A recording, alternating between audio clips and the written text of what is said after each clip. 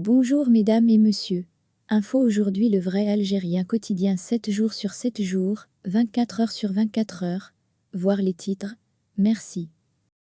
La stratégique du Tebboune sur Medga, Algérie supplante ses ennemis.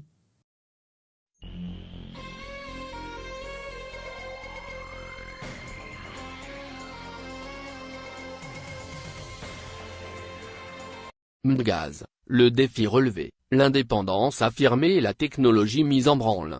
Mdgaz, quand l'Algérie supplante ses ennemis et s'affirme en puissance incontournable, rejetant d'une pichonnette toute forme de pression et d'ingérence. Le gazoduc Mdgaz, réalisé pour joindre les rives espagnoles et algériennes directement sans passer par un autre pays, permet à l'Algérie d'exporter son gaz vers l'Espagne et même toute l'Europe sans faillir. Voulu depuis très longtemps par l'Algérie, ce projet grandiose a pu être réalisé et mis en service en 2011, dès que la technologie moderne a pu vaincre les difficultés naturelles de faire passer sous la mer un gazoduc fiable et résistant. Cette vision de l'Algérie moderne s'est affirmée et a démontré son importance quand le gazoduc qui passait par le Maroc est devenu inadapté à la situation politique, sécuritaire et économique de l'Algérie. Le gazoduc Mdgaz étant déjà là, l'Algérie a pu, en toute indépendance, refuser les pressions de toutes sortes et a démontré sa capacité à assurer ses engagements contractuels pour la livraison de gaz à l'Espagne sans aucun retard. Mdgaz est un gazoduc reliant l'Algérie à l'Espagne, à partir des installations de Benissaf en Algérie aux installations gazières au niveau du port d'Almeria en Espagne, en passant sous la mer Méditerranée. La distance entre les points de départ et celui d'arrivée est de 210 km, à une profondeur arrivant jusqu'à plus de 2100 mètres dans ses passages au milieu de la mer. La volonté de l'Algérie de se doter de ce moyen de transport de gaz remonte à l'année 1970, mais les difficultés techniques étaient trop importantes à cette époque et le projet fut mis en veilleuse jusqu'en 2001 quand Mdgaz, Sociedad para el Estudio y Promoción @ del Gasoducto Argelia Europa, VI _ a Espana SA, entama l'étude proprement dite et celle de sa faisabilité en 2002-2003.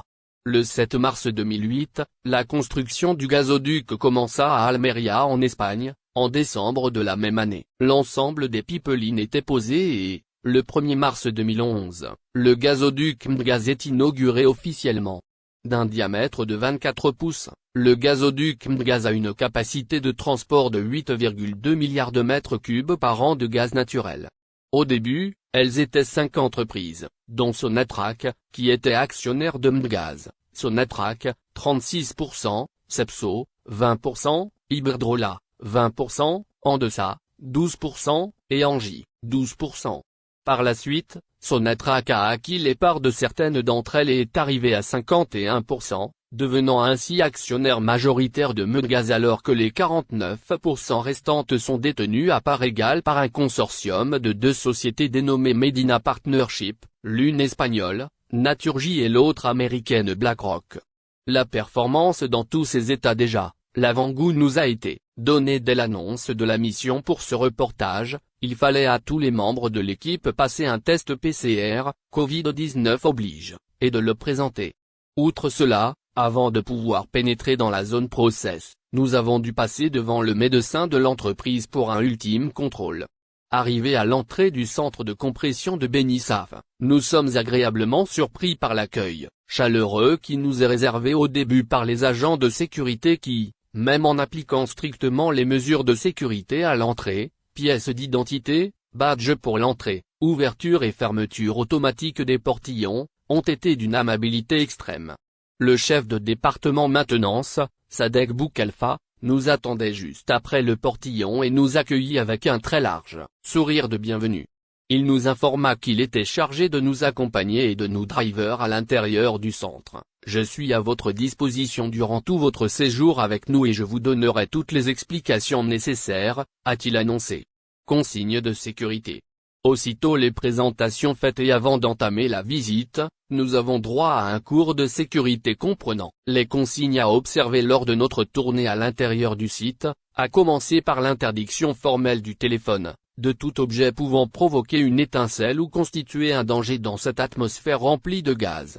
Le chef de service sécurité nous expliqua aussi comment évacuer rapidement le site en cas de danger et nous demanda de nous diriger vers le point de rassemblement, matérialisé par une plaque et des flèches à partir de toutes les zones du centre de compression. Nous nous rendons compte, au cours de ce briefing, que tout est pris au sérieux en matière de sécurité et que rien n'est laissé au hasard car, au cas où il y aurait une fuite de gaz dans ce lieu hautement déflagrant, c'est non seulement le centre qui serait détruit mais également de larges zones d'habitation alentour. Même les mesures entrant dans le cadre de la lutte contre la pandémie de Covid-19 sont prises en compte et imposées à tous. Une fois le briefing terminé, notre accompagnateur nous remet des vêtements de sécurité et un casque de protection puis nous réclame nos téléphones qu'il entrepose dans un placard se trouvant dans son bureau. Et là,